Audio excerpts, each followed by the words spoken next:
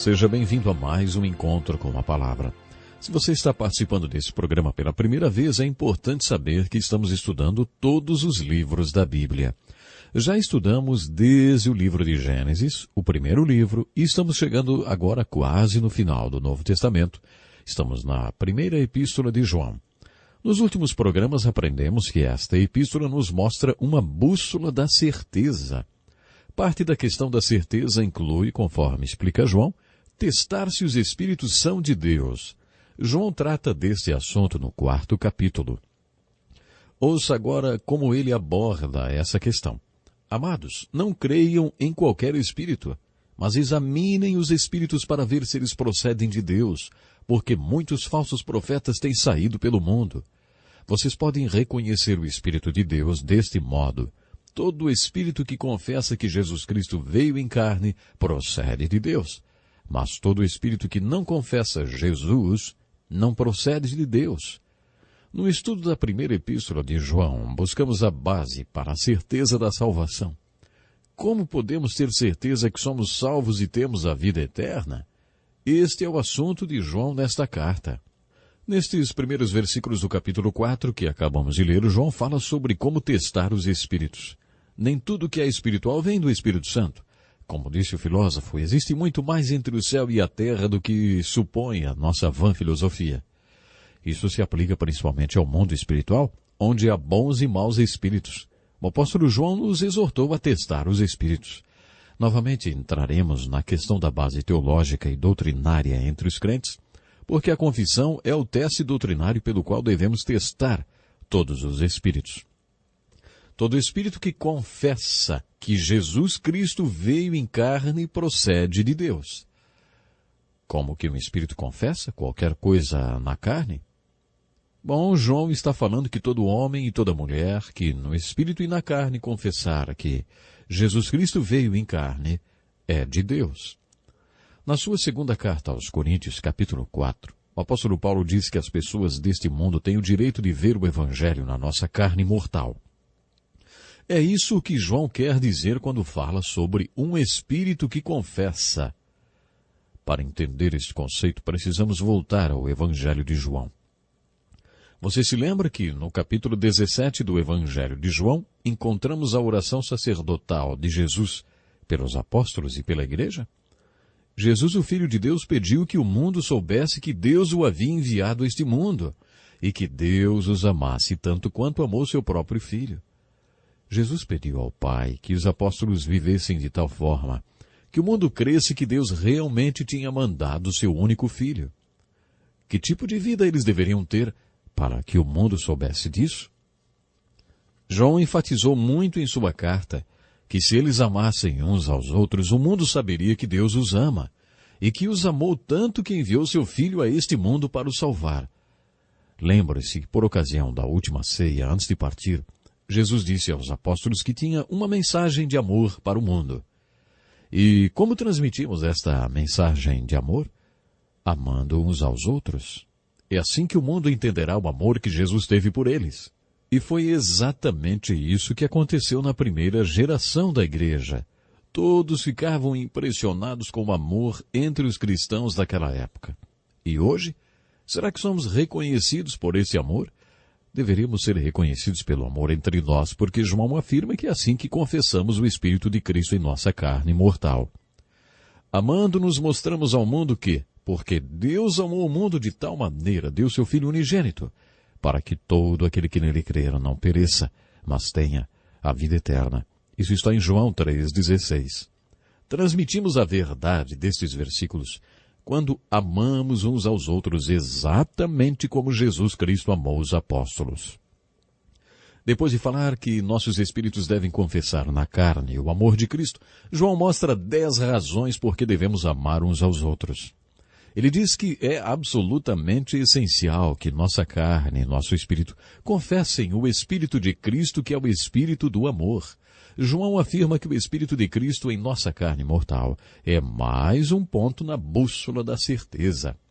No capítulo 4 da primeira epístola de João, o apóstolo do amor, além de mostrar as 10 razões por que devemos amar uns aos outros, também apresenta o capítulo do amor. O versículo 7 mostra que devemos primeiro amar uns aos outros, porque o amor procede de Deus. O amor verdadeiro, o amor ágape, é de Deus. Deus é a fonte do amor verdadeiro. Aquele que é de Deus é a única pessoa que pode amar realmente, porque o amor vem de Deus. Quando João volta a falar sobre a certeza da salvação, ele diz que devemos amar uns aos outros, porque aquele que ama é nascido de Deus e conhece a Deus. Quem não ama não conhece a Deus, porque Deus é amor. Se você tivesse que sair pelo mundo e atirar em todos os discípulos de Jesus, como saberia em quem teria de atirar ou não? De acordo com João, a maneira de descobrir é a seguinte: você pode atirar em todos aqueles que amam com o amor ágape, o amor verdadeiro, o amor descrito por Paulo na primeira carta aos Coríntios, capítulo 13, porque esse tipo de amor só pode vir de Deus. E os discípulos tinham esse amor.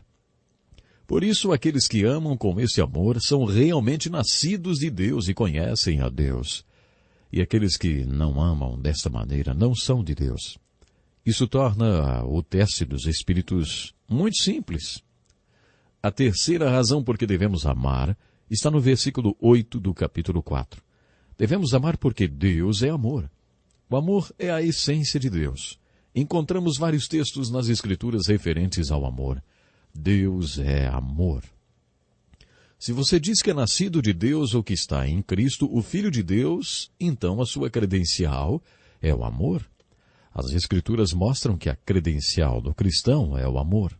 Talvez preferíssemos trocar o amor pelos dons espirituais. Atualmente existem muitas manifestações dos dons espirituais e as pessoas tentam provar que são espirituais através destes dons.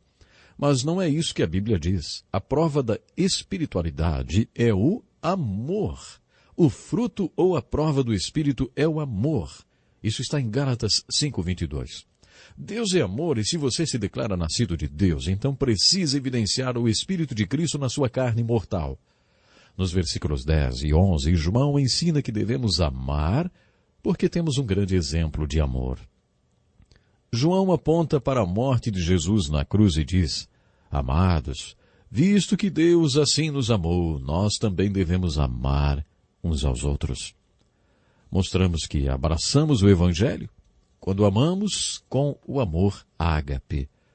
O versículo 16 é de grande significado para mim. Deus é amor. Todo aquele que permanece no amor permanece em Deus, e Deus nele. O capítulo 11 do livro de Hebreus nos ensina que não podemos ir até Deus sem antes crer que Ele é. Quando eu estava em busca de conhecer e ter um relacionamento com Deus, acabei perguntando o seguinte para Deus: eu creio que o Senhor é, mas o Senhor é o quê? Como eu posso conhecer o Senhor se não sei o que o Senhor é? Essa foi minha oração. O capítulo 1 de 1 João declara que Deus é luz. Por isso, se você quer ter comunhão com Deus, deve buscar a luz e andar na luz, porque Ele é luz. Mas no capítulo 4, João fala que Deus é amor. Por isso, se você quiser ter comunhão com Deus, habite no amor, porque quando você habita no amor, você habita em Deus e Deus habita em você. Entendi isso num dia às 3 da manhã. Eu sabia que no dia seguinte teria que trabalhar com muita gente que não tinha muito para me ajudar. Eram crianças com muitos problemas. Lembro-me que fiz a seguinte oração no meio da madrugada: Senhor, o Senhor diz que é o amor ágape. Imagine que o Senhor derrame esse tipo de amor sobre pessoas que precisam ser amadas e estão feridas. Estou a caminho de me encontrar com essa gente. Eu quero estar entre elas. E o amor que o Senhor é. Quando isso acontecer, passe o seu amor por essa gente ferida através de mim. Sabe o que aconteceu? Ele fez exatamente assim. E pela primeira vez na minha vida, me senti dentro de um relacionamento com Deus. Eu o toquei. Mas ele me tocou também. Esse pequeno verso expressa essa ideia. Busquei minha alma, mas não a consegui ver. Busquei meu Deus, mas Deus escapou de mim. Quando encontrei meu próximo, encontrei tudo. Poderia dizer que não encontrei Deus no altar, nem num seminário, nem num santuário, mas onde estavam os feridos e necessitados. Quando pensamos em Deus, o imaginamos lá em cima nos céus. Procure pensar em Deus numa perspectiva horizontal, lado a lado, com você, cercando-o, como um Deus amoroso que ama as pessoas feridas que cruzam seu caminho e que as ama através de você. Ame aqueles que estão ao seu redor com o amor de Deus. Tente dizer isso a Deus. Hoje quero ir aonde os feridos estão, Senhor, e quero estar entre a dor deles e esse amor que é o Senhor. Dessa forma o seu amor passará por mim para eles. Quando eu fiz isso, descobri onde Deus está e também onde eu quero estar para o resto da minha vida. João coloca da seguinte forma: o amor é o que Deus é. Deus é amor. Portanto, se você habitar neste amor que Deus é e tomar o caminho deste amor e se tornar um com esse amor fluirá através de você. Se você habitar nesse amor que Deus é, você habitará em Deus e Deus habitará em você. Quando isto acontecer, você encontrará outro ponto na bússola da certeza. João falou isso no capítulo 4, versículo 17. João afirma no capítulo 4, versículo 18, que devemos amar uns aos outros porque o perfeito amor expulsa o medo. O medo é um dos grandes problemas dos nossos dias. Toda hora ouvimos falar do pânico do medo. Se você estivesse numa floresta, prestes a ser atacado por uma onça, você estaria com medo, mas isso seria absolutamente normal. Se você não ficasse com medo, então eu diria que alguma coisa estava errada com você. Mas quando não existe nenhuma onça e nem há razão alguma para ficar com medo, e mesmo assim a pessoa fica com medo, então é provável que essa pessoa sofra do pânico do medo. Também existem pessoas que estão sempre deprimidas, mas outras estão sempre com medo.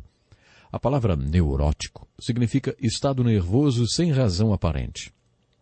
Preste atenção na fórmula contra o medo que João apresenta. O perfeito amor expulsa o medo. O que João quer dizer com isso?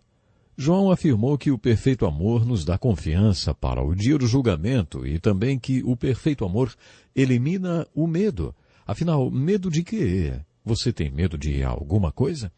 Talvez você tenha medo que alguma coisa aconteça para você ou que você perca alguma coisa, como saúde ou alguém que você ama. O que vai ser de mim? Essa pergunta reflete o medo. Quando você entende o amor e principalmente os 2 mandamentos que João enfatizou, amar a Deus e ao próximo, você entende que o amor pode expulsar o medo. Lembre-se do que é amor. Já falamos sobre isso. Deus é amor. Ele é o único que é o amor perfeito. Se estamos com Deus, por que ter medo? João afirma que se você tem medo, quer dizer que você não conhece e nem ama a Deus. Você não acha que é isso o que João quer dizer quando diz, o amor expulsa o medo? Ouça agora o que João diz no versículo 20. Se alguém afirmar, eu amo a Deus, mas odiar seu irmão é mentiroso, pois quem não ama seu irmão, a quem vê, não pode amar a Deus. Aprendemos com este versículo de João que nosso amor por Deus e nosso amor pelo nosso irmão são inseparáveis. Você não pode dizer, amo a Deus, e depois não amar o seu irmão. Se você fizer isso, será um mentiroso. Essas 2 dimensões do amor são inseparáveis e formam uma cruz. A linha vertical é o amor por Deus e a horizontal é o amor pelo irmão. A 10ª razão para amarmos uns aos outros está na forma de mandamento. Ele nos deu esse mandamento. Quem ama a Deus, ame também seu irmão. Vivemos numa democracia e por isso não estamos acostumados a receber ordens nem obedecer decretos. Nossa sociedade é livre e por isso não sabemos o impacto da palavra mandamento. Se vivêssemos numa monarquia, talvez entenderíamos melhor o que mandamento significa. De certa forma, as 10 razões para amarmos uns aos outros poderiam ser resumidas numa única razão. Jesus nos ordenou que amássemos uns aos outros. Quando meu irmão mais novo entrou para o exército, ele era um jovem indisciplinado e incorrigível. O treinamento no exército fez dele um outro homem. A mudança foi impressionante. Quando lhe perguntei como foi que aquilo aconteceu, ele me contou histórias incríveis como esta. Uma vez, o seu treinador o fez entrar numa lata de lixo e gritar 30 vezes, "Alguém me jogue fora! Alguém me jogue fora!" Outra vez ele estava fumando num horário proibido. O treinador o pegou e disse que ele deveria fazer uma cerimônia fúnebre para enterrar aquela bituca de cigarro. Ele deu as medidas de profundidade, largura e comprimento da cova para aquela bituca de cigarro. Meu irmão passou o dia inteiro cavando aquela cova e no final do dia, depois de cumprir sua tarefa, cansado, suado e sujo, ele se reportou ao seu treinador que lhe perguntou: "E aí, você enterrou aquele cigarro no sentido vertical ou horizontal?" É claro que meu irmão não sabia e o instrutor lhe disse: "Sinto muito, mas nós sempre enterramos o cigarro no sentido vertical. Isso quer dizer que você vai ter que cavar a cova outra vez e se certificar que a bituca de cigarro está enterrada no sentido vertical." Vocês acham que meu irmão se atreveu a fumar outra vez? A ordem para não fumar era um mandamento e não uma opção. Um mandamento deve ser cumprido. Jesus disse que era o Senhor e Mestre, e seus mandamentos não estavam abertos para discussão, negociação, nem debates. Deveriam ser obedecidos. João disse que a 10ª razão por que devemos amar uns aos outros é porque Jesus nos ordenou que amássemos uns aos outros. No capítulo 5, João compartilha conosco outras maneiras de sabermos que temos a salvação. Por exemplo, ele diz que a fé é a chave para a nossa certeza. A fé é a vitória que vence o mundo. Devemos conquistar o mundo com a nossa fé. Vencemos o mundo com essa fé vencedora, que é mais um ponto na bússola da certeza. Se você tem o dom da fé, existe dentro de você uma herança de Deus, o dom da fé, que sempre conquistará o mundo, independentemente das circunstâncias e obstáculos. Essa capacidade de conquistar o mundo pela fé é outro ponto da bússola da certeza. No capítulo 5, João também fala que há 3 testemunhas na experiência da certeza da salvação. Existe o testemunho do Espírito Santo, o da água e o do sangue. Quando entendemos sobre o que João está falando, compreendemos que Deus já nos deu o testemunho do Espírito e o fruto do Espírito Santo em nossas vidas. Mas João também fala sobre a água. Ele se refere à água do batismo.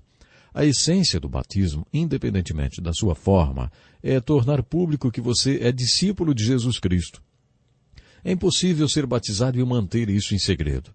Se você é corajoso bastante para levantar sua bandeira e declarar publicamente que é seguidor de Cristo, principalmente se isso acontecer numa cultura hostil ao cristianismo, enfrentando inclusive perseguição, o seu batismo será mais um ponto da bússola da certeza. No capítulo 5, João finaliza esta epístola dizendo: "Escrevi essas coisas a vocês que creem no nome do Filho de Deus para que vocês saibam que têm a vida eterna." João aqui faz mais uma referência ao Evangelho. Nos primeiros 16 versículos desta carta, João contou sobre o que falaria. Nos capítulos 2, 3 e 4, ele falou o que tinha se proposto a falar. No capítulo 5, contou de maneira resumida o que falou na carta. Agora, bem rapidamente, eu gostaria de falar com você sobre a 2ª e a 3ª cartas de João. Estas epístolas são bem curtas, as mais curtas do Novo Testamento. Existe uma sequência entre o Evangelho de João e as 3 cartas. No Evangelho, João apresentou Jesus como Cristo. Lembre-se que as perguntas eram: quem é Jesus? O que é fé? O que é vida? A principal missão de João ao escrever este Evangelho foi responder a estas questões e apresentar Jesus Cristo. Na primeira carta, João falou sobre a certeza da salvação. Como podemos saber que realmente temos fé em Cristo, que temos a vida que Cristo veio nos trazer? Nas 2 últimas cartas, João enfatiza a verdade que Cristo ensinou. João tem um tom mais teológico nestas cartas, porque estava preocupado com a verdade que Jesus ensinou e o seu compromisso com essa verdade. Nestas 2 cartas tão curtas, de apenas 13 e 14 versículos cada, João mencionou a palavra verdade 7 vezes. Quando estudamos as cartas de Paulo, aprendemos que é mais importante dizer "eu sei em quem tenho crido" do que dizer "eu sei em que tenho crido". Hoje a sociedade enfatiza demais o conhecimento. Nossa cultura dá uma importância exagerada à virtude do conhecimento. Creio que essa tendência penetrou nas igrejas e hoje temos sistemas teológicos assustadoramente complexos e mirabolantes, que enfatizam o conhecimento da fé e rejeitam aqueles que não concordam com cada um dos detalhes doutrinários ensinados. Se a pessoa não concordar, tintim por tintim, com cada um dos itens doutrinários, eles apertam a tecla eliminar e rejeitam essa pessoa. Não dá para ter comunhão com essas pessoas. Essa não é a força motriz das Escrituras. A motivação de João foi ensinar como ter certeza da salvação através de Jesus. Mas na segunda e terceira carta, o apóstolo do amor está preocupado em saber no que você acredita, principalmente no que se refere aos ensinos de Jesus. O apóstolo do amor foi muito duro com aqueles que não ensinavam o que Jesus tinha ensinado. A heresia, a perversão dos ensinos de Jesus começou logo no início da história da igreja. É isso que concluímos com essas duas cartas e com o que o apóstolo do amor diz. Todo aquele que não permanece no ensino de Cristo, mas vai além dele, não tem Deus. Quem permanece no ensino tem o Pai e também o Filho. Se alguém chegar a vocês e não trouxer esse ensino, não o recebam em casa, nem o saúdem. João foi bem severo com as heresias e com os hereges. A segunda carta de João foi dirigida à Senhora Eleita. Literalmente, este é o único livro da Bíblia dirigido a uma mulher. Existem alguns livros com o nome de mulher, mas este é o único dirigido a uma mulher. Poderíamos concluir que João tinha um relacionamento pastoral com essa mulher eleita e com um homem chamado Gaio, entre outros. Do conteúdo das cartas, tiramos algumas conclusões sobre como seria o relacionamento pastoral de João com essas pessoas. João também teve problemas com algumas pessoas, como, por exemplo, Diótrefes, que gostava muito de ser o mais importante entre eles. João explicou nos versículos 9 e 10 da sua terceira carta que tinha mandado uma carta para a igreja, mas que tinha encontrado Diótrefes, que gostava de estar entre os líderes, mas que não se submetia à autoridade que João tinha sobre ele e nem o ouvia. João disse que quando fosse visitá-los contaria algumas coisas que este homem estava fazendo e quais eram as maledicências que ele andava espalhando contra João. Esse homem não apenas se recusava a receber bem os missionários que viajavam, como também incentivava todos a fazerem o mesmo, a não receberem bem, e quando não faziam, ele tentava tirá-los da igreja. É interessante descobrir que o velho e amado apóstolo João tinha esse homem na sua igreja que deveria ser sua pedra no sapato. Alguns pastores, infelizmente, têm na liderança da igreja algumas pessoas que quase os deixam loucos e que trazem o caos para suas vidas e a vida da igreja. Saber que até o apóstolo João teve um homem na sua igreja que minava todos os seus projetos e que não se submetia à autoridade dele, e só lhe causava problemas, isso me faz sentir um pouco consolado até. Sabe, existem alguns pastores hoje que sabem o que é ter um Diótrefes na igreja e se sentem consolados ao ver que até o apóstolo do amor, João, teve que lidar com problemas como este durante a primeira geração da igreja. Mas, infelizmente, o nosso tempo já acabou. Deus lhe abençoe grandemente. Muito obrigado por estar acompanhando Encontro com a Palavra. Este é um estudo escrito pelo Dr. Dick Woodward, na voz do pastor Edson Bruno. Até o nosso próximo Encontro com a Palavra.